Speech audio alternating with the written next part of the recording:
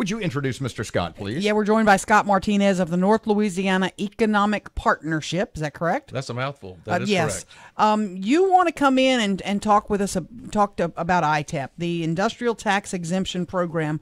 You are in support of this program. Tell us why. I am in support, and I came specifically to talk about Inferno Manufacturing, which has been the topic of a lot of discussion in the past few weeks. And in fact, the rejection of their exemption request by Sheriff Steve Prater. Yeah, and Sheriff Prater and I are friends, and if you put 10 issues out there, he and I are going to agree on 9 of them. This is just one I happen to strongly disagree with him on this particular subject. You know, Inferno Manufacturing has been here almost 100 years.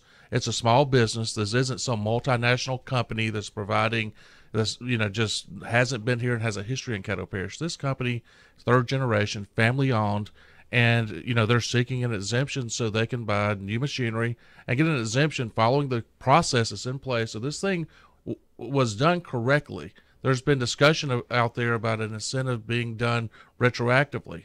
The way the program is set up, that's the appropriate way that it's administered. So they get tax breaks maybe for something they did a couple of years ago. Yeah, they have to timestamp it. So they file an advance notification with the state, which timestamps that. So the purchase has to be made after that notification with the state.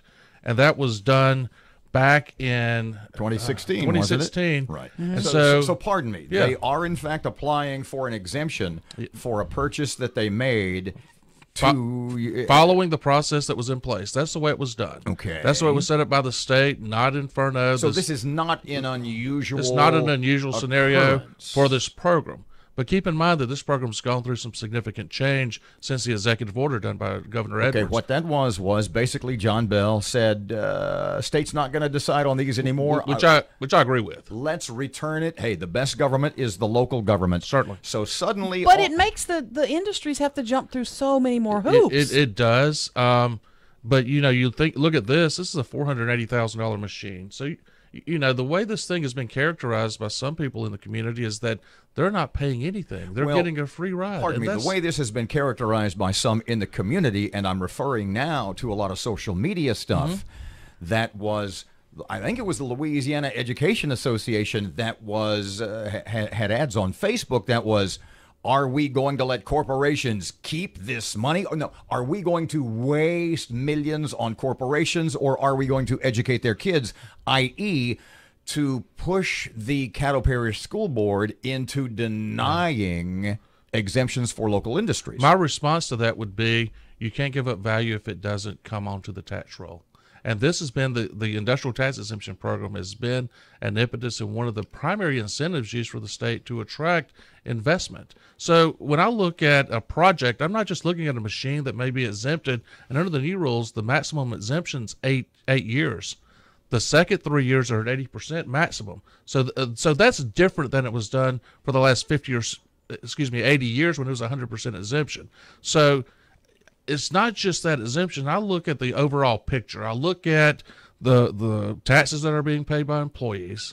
I look at I look at Inferno Manufacturing, and their employees are at over $50,000 a year plus benefits. I mean, their health insurance for the employees paid at 100%. Their 401k is matched dollar per dollar up to 6% of their salary. These are the type companies we want to attract. Maybe they should buy. There's been conversation that this is hurting the working poor.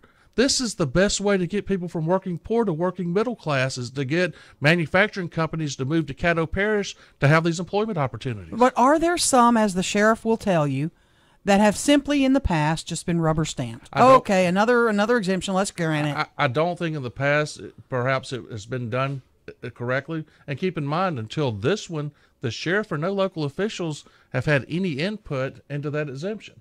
Where is this one now? Louisiana has been an outlier. The sheriff wrote his letter. It's gone before the commission this week and before the school board next week. I think Mr. Steve told us, he said, look, my department needs tax dollars to survive. I'm paraphrasing, but I'm pretty damn close. My department needs tax dollars to survive. These are tax dollars that I need. For Inferno Manufacturing, the first year, which after that will actually go down because of the depreciation of the machine, is $871. And in my business, economic development, we're looking for companies that manufacture things or provide a service that brings outside dollars in. A barber, for instance, doesn't do that. That money is a non-primary job, and it's recirculated in the community. If you had a community where you had nothing but barbers, it wouldn't be hard because you wouldn't have any outside money come in. Well, he certainly wouldn't make money off of us, No, but I don't want to get too far not off. me, because I don't have banks. The owner of the company says, my employees are wondering what happens if I suddenly decide to retire. After all, my hair has started turning gray.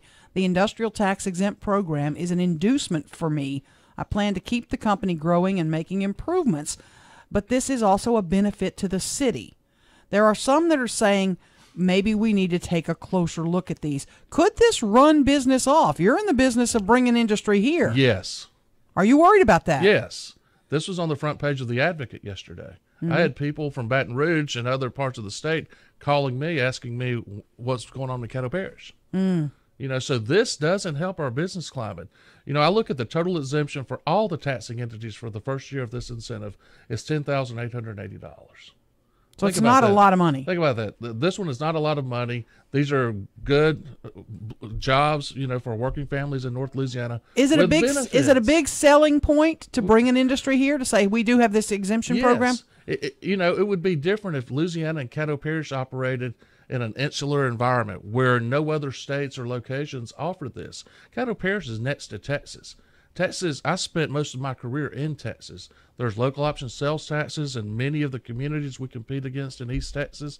They have budgets where they can develop industrial parks, bond money, and do things simply that we can't do. And for us to paint ourselves in a corner by not offering a tax exemption when our neighboring state that even has more tools in its toolbox does, it puts us at a competitive disadvantage. Thanks, Scott. We're up against a hard time here. I want people to get jobs that support themselves and their family. If they do that, chances are low that they'll spend time in Steve Prater's bed and breakfast.